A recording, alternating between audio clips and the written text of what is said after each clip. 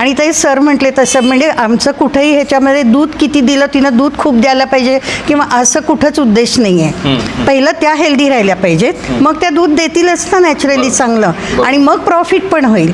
त्यामुळे health is most important. Health is wealth म्हणतात ना, ते आपल्याच नाही सगळ्यांच्याच बाबतीत खरं आहे. खूप छान वाटतं तुमच्याकडून बोलून की तुम्ही मुख्य जनावरांना माणसासारखं एवढं प्रेम देत आहे. तर सगळ्यात महत्त्वाचं की सरांनी तुम्ही पण सांगितलं की तुमचं शेत आहे आणि त्यासाठी शेणाचा उपयोग होतो. हल्ली कसं आहे, रासायनिक खताचा जास्त वापर होतो आहे, पण आपल्याच घरचं जर शेण असेल तर त्यामध्ये पण आपला एक वाटा होतो की एक चांगलं खाद्य शेतीतून तयार होतं आणि एक आपल्या आरोग्यासाठी चांगलं होतं. तर आता हा जो व्यवसाय करताय, तुम्हाला काय वाटलं होतं की किती प्रॉफिट राहील वगैरे, असं काय ठरवलं होतं? या दुधातनं किती प्रॉफिट होईल असं आम्ही ठरवलं तर काहीच नव्हतं.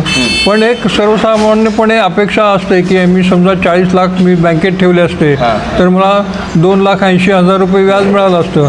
निदान वर्षाकाठी तेवढा तरी फायदा व्हावा एवढीच अपेक्षा आहे की ठीक आहे, सर्व खर्च वजा जातं. जेवढं बँकेत ठेवल्यावर मिळतील तेवढे मिळाले तरी खूप कमी होईल असं नाही आहे. पण म्हणजे 2,80,000 म्हणजे महिन्याला 40,000 रुपये तरी फायदा त्यातनं व्हावा एवढी माफक अपेक्षा आहे.